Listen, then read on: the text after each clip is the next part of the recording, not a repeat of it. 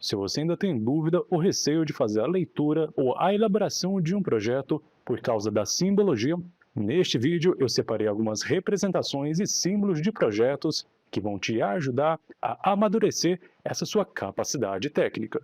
A partir de agora, menos improviso e mais ciência.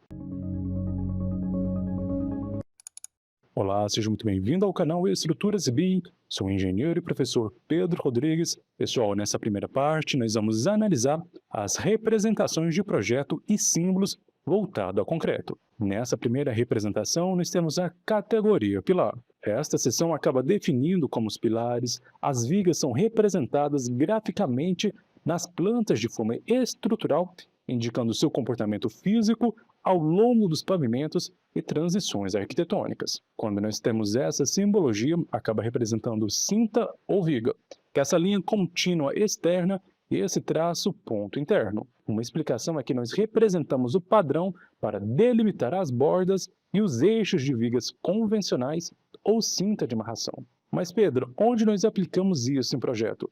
Esse tipo de representação, pessoal, você pode ver em plantas de forma de baldrame ou de pisos superiores. O principal motivo é que nós conseguimos padronizar o desenho técnico para que toda equipe de carpintaria identifique os limites das formas onde o concreto vai ser lançado. Agora observe essa segunda representação que nós temos aqui. São linhas tracejadas. Aqui a representação vai significar viga investida. Esse tipo de representação de uma viga cuja seção se projeta acima da laje e não abaixo da laje. Ela fica oculta sobre o piso superior ou embutida na alvenaria. E esse tipo de viga tem o mesmo papel da viga convencional. Mas por uma questão estética aqui, nós podemos fazer essa viga investida. Como havia dito para você, nós podemos encontrar esse tipo de viga em coberturas, fachada de transição limpa, que é pele de vidro, ou divisas onde a viga não pode aparecer no teto do pavimento inferior. Por isso que nós utilizamos linhas tracejadas indicando elementos ocultos ou acima do plano de corte normal. Aqui já é um alerta para o mestre de obras que a forma dessa viga deve subir além do nível da laje superior. Já esta próxima representação com círculo vermelho interno, ela significa pilar nascendo. Isso indica que o pilar inicia exatamente naquele pavimento, geralmente apoiado sobre uma viga de transição ou um bloco de fundação, não existindo nos pavimentos inferiores. Nós aplicamos esse tipo de representação ou elemento estrutural em plantas de transição estrutural. Pavimento térreo, que muda para a modulação dos pilares de subsolo ou também garagem. É quando nós temos essa mudança de ambientes. E um dos principais motivos dessa representação ajuda muito o armador e conferente que nós vamos ter esse tipo de pilar nascendo naquele pavimento. Indica que as esperas do ferro, que seriam os arranques, devem ser posicionados e ancorados ali pela primeira vez. Já essa próxima representação, que significa pilar contínuo ou que passa, que é esse retângulo com eixos cruzados, indica que o pilar mantém a sua geometria e se estende tanto para o pavimento inferior quanto para o superior. Nós vamos aplicar esse tipo de representação em pavimentos intermediários, tipo de edifícios. Aqui acaba mostrando a continuidade do elemento, sinalizando que as armaduras continuam subindo sem alterações drásticas de seção. Já esta próxima representação, que é esse retângulo com achura parcial em uma das extremidades, simboliza que o pilar sofre uma redução na sua seção transversal ao subir para o próximo pavimento.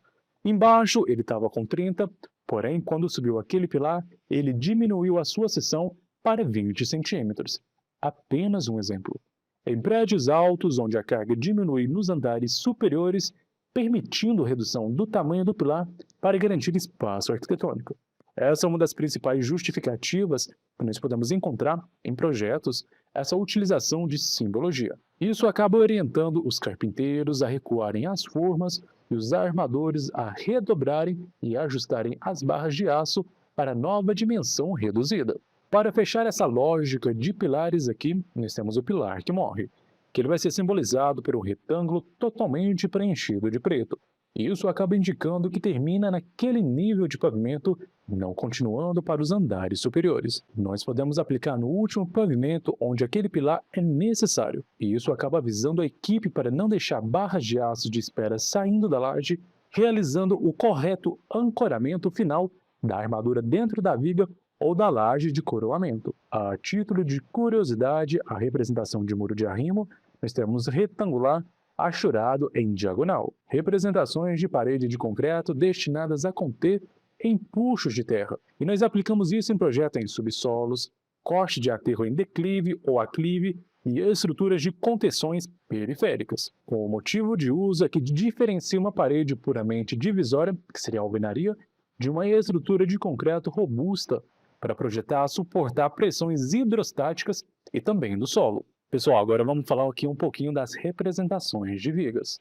Quando nós temos esse detalhamento aqui, essa linha de corte AA, que é essa linha contínua com triângulos pretos indicativos, isso acaba indicando que o plano vertical, a linha de corte AA indica o plano vertical onde a viga será imaginada cortada para gerar um detalhe de uma seção transversal. Essa seta e triângulos apontam a direção do olhar do observador. Nós aplicamos isso em projetos tanto arquitetônico, de estrutura, em todos os projetos em gerais, principalmente ali depois que você quer fazer um detalhamento. Mas nós podemos ver aqui também em plantas de forma posicionada nas regiões críticas da viga, por exemplo, no meio do vão ou sobre os apoios. Independente da sua área, você vai ver esse tipo de representação, já que permite detalhar um outro desenho, a largura, altura, disposição dos estribos, as barras de aços longitudinais daquela viga específica, evitando poluir a planta principal com excesso de cotas. Já essa próxima categoria que nós temos aqui é a questão da laje. Para você nunca errar essa questão da laje, você tem que verificar o sentido de armação da laje. Setas em cruz ou bidirecionadas. Aqui, essas setas indicam a direção em que as cargas da laje serão distribuídas para as vigas. Quando nós temos esse tipo de seta aqui, em cruz, significa que a laje vai ser armada nas duas direções. Agora, se fosse apenas uma seta em um sentido, tanto horizontal ou vertical, significa a direção de armadura daquela laje. Já esse retângulo com X interno, que significa grande vazio ou abertura. O pessoal acaba errando muito nesse detalhe aqui, pessoal. Esse tipo de representação gráfica é universal para indicar um vazio, fosso ou abertura total na laje. Aqui nós podemos representar em regiões de poço de elevador, caixas de escada, shafts de instalações hidráulicas ou elétricas, ou até mesmo mezaninos. Já esse próximo detalhe aqui, também você vai ver em qualquer tipo de projeto que você for fazer, estrutura de concreto, projeto arquitetônico, estrutura metálica, estrutura de madeira, que é a questão do nível da sua estrutura. Indica a cota autométrica, que é a altura em metros da face superior do concreto bruto, tendo como referência o nível 0. Por exemplo, 00, nível de referência inicial do projeto. Quando você tem, por exemplo, mais 0,30, um nível elevado em 30 centímetros em relação ao 0. E quando nós temos menos 2,10, é um nível rebaixado em 2,10 metros, típicos de subsolo ou até mesmo fossos. Se você está gostando do vídeo, já deixe seu curtir, que isso me ajuda no meu trabalho e mostra que você está gostando desse tipo de conteúdo. Já essa próxima categoria de material que nós temos aqui é voltado ao projeto de estruturas metálicas. Vamos dar um panorama geral aqui à questão da solda. Nós temos a solda de filete, mesmo lado da seta. Esse triângulo está desenhado abaixo da linha de referência horizontal. Você conseguiu perceber isso? Indica que o cordão de solda deve ser depositado exatamente no mesmo lado para onde a seta física está apontada na junta, onde nós podemos ver esse tipo de solda filete. Em ligações de pilares com chapas de base, fixação de enrijecedores onde o acesso é pleno por um dos lados, ou mísulas metálicas. Já esse outro tipo de solda filete, se você observar o anterior, nós temos o lado oposto. O triângulo está desenhado acima da linha de referência horizontal. Conseguiu perceber? Indica que o cordão de solda deve ser aplicado no lado oposto àquele para onde a seta está apontando. Isso acaba sendo um tipo de macete que os projetistas e quem faz projeto utiliza muito, já que é muito útil em detalhamentos complexos, onde o lado da seta está congestionado com outras cotas ou vistas, assim vai permitir apontar a seta em uma face limpa, mas indicando que a execução será no verso. Um detalhe aqui, pessoal, que toda vez que você fizer algum tipo de representação ou símbolo, você deve indicar ali na sua legenda ou colocar alguma observação para quem for pegar aquele projeto. pode ser um detalhamento muito específico e isso acaba ajudando quem for pegar aquele projeto para execução ou orçamento. E dependendo da classe de material que você for pegar, não existe uma padronização única de representações. Já esse outro tipo de solda filete, nós temos em ambos os lados. Há dois triângulos simétricos, um acima e outro abaixo da linha de referência. Isso indica que a solda filete deve ser executada de forma idêntica em ambos os lados da junta, que seria uma solda bilateral. Nós podemos aplicar esse tipo de representação em ligações de almas de vigas em chapas de extremidade, conexão de perfis soldados, a fixação de elementos submetidos a cargas elevadas ou reversão de esforços, que seria a questão de ventos, sismos. Então vai depender muito aqui do tipo de aplicação. Já a nossa próxima categoria é a questão de vigas. Quando nós temos essa seção circular vazia, que é a questão de tubo, dois círculos concêntricos que representam parte de um tubo metálico. Nós podemos achar esse tipo de representação em pilares de galpões, estruturas espaciais, que seria a questão de treliças, contraventamentos, poste de iluminação, estruturas estéticas expostas. Já essa outra representação, que é o tão famoso perfil I ou H, laminado ou soldado. É um desenho geométrico em formato de I, composto por duas mesas, abas superiores, inferiores e uma alma, que é esse elemento vertical. Nós aplicamos esse tipo de elemento em vigas principais de pisos, terças de coberturas submetidas a grandes vãos, pilares de edifícios de múltiplos andares e trilhos de pontes rolantes. Já esse próximo detalhe aqui é muito importante você saber, que é a questão das juntas. Nós podemos ter junta de topo, que é os dois componentes estão alinhados no mesmo plano ou face a face. As aplicações podem ser em emendas de vigas ou chapas para continuidade estrutural. Isso aqui, pessoal, acaba transmitindo muita questão de esforço, de tração, compressão, de forma direta e também axial, mantendo a continuidade da superfície. Já um outro tipo de junta aqui é junta em ângulo ou em T. Os componentes formam um ângulo, normalmente de 90 graus, e as aplicações, ligações de vigas secundárias em vigas principais, ou a fixação de enrijecedores. Isso acaba facilitando a questão de montagem e também ajuste dimensional na fábrica ou lá no canteiro. Nós temos esse tipo de junta que é chamada de junta canto. Os componentes formam uma quina, encontrando-se em suas extremidades periféricas. As aplicações aqui é fabricação de caixas metálicas, reservatórios, perfis tubulares quadrados soldados, que é um excelente acabamento estético externo e fechamento de volumes de fachadas. Já a junta de aresta, as superfícies adjacentes de componentes, elas vão estar paralelas e a solda é feita nas bordas comuns. A aplicação típica desse tipo de junta é em chapas finas, tanque de folhas metálicas leves ou fixação de abas de acabamento. Isso acaba evitando a perfuração de chapas finas por excesso de calor e serve de selagem, que seria a estanqueidade daquele material. Para finalizar essa categoria aqui de juntas, nós temos a junta sobreposta ou transpassada. Você já tinha ouvido falar sobre ela? Aqui as peças se sobrepõem uma à outra. Nós podemos encontrar em emenda de chapas de piso, que seria chapa xadrez, fixação de chapa de nó em treliças leves. Isso acaba eliminando a necessidade de corte de precisão extrema nas pontas das peças, tolerando variações de comprimento durante a montagem. E um detalhe que eu não posso esquecer de falar com você aqui são as telhas trapezoidais. Geralmente elas vão ter essa simbologia, essa representação aqui em formato de trapézio, comumente utilizada em coberturas e também fechamentos laterais em indústrias. Agora vamos falar aqui um pouquinho sobre a estrutura de madeira e as suas principais representações e simbologias. Para você representar uma laje de forro e apoio intermediário, nós temos esse tipo de representação aqui. Ela representa o plano horizontal de fechamento inferior, que seria a laje de concreto achurada. Essa representação, esse plano horizontal de fechamento inferior e os pontos onde a tesoura de madeira transfere suas cargas verticais para a estrutura interna da edificação.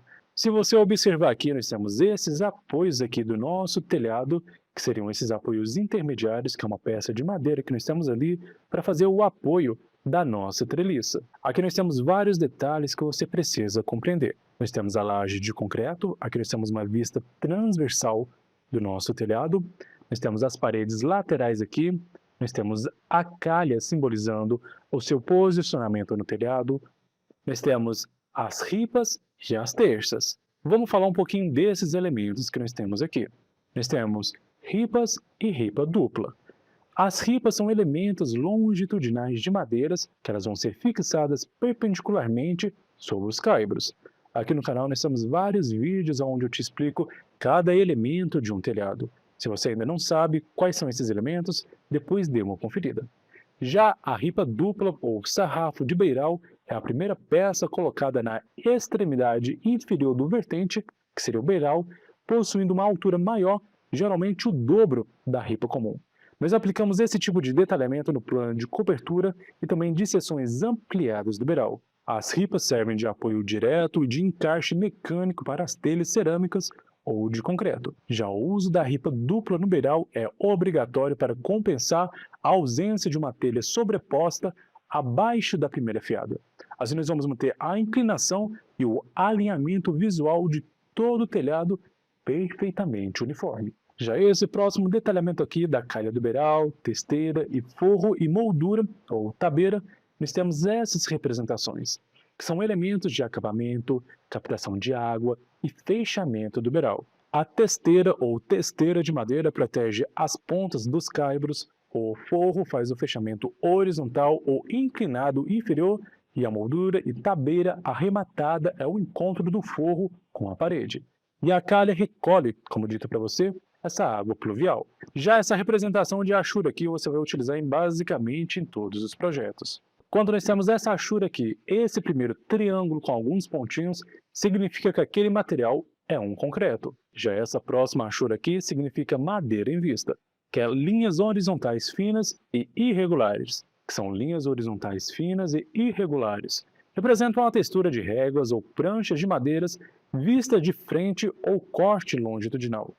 Aqui nós podemos ver esse elemento como forro de madeira de beiral, painéis arquitetônicos, decks ou faces laterais de vigas e terças. Já esse próximo aqui, que é a achura de madeira também, mas veios naturais, que é o padrão ondulado simulando nós. E você vai ver esse tipo de representação quando você tem cortes transversais de peças estruturais robustas, como linhas, terças, caibros e pontaletes de madeira. Isso evita qualquer ambiguidade lá no canteiro de obra e garante que aquele elemento seja identificado como madeira natural, que seria maciça, e não como outro componente industrializado ou metálico revestido. Pessoal, são essas principais representações. Se você souber, você vai longe na leitura, elaboração de projetos. Então já deixe um comentário aqui qual é a próxima representação ou assunto que você ainda quer dominar que eu posso te ajudar. Eu espero que você tenha gostado desse vídeo, não se esqueça de inscrever-se no canal, visitar o nosso site estruturasebim.com. Te espero até o próximo vídeo e um forte abraço!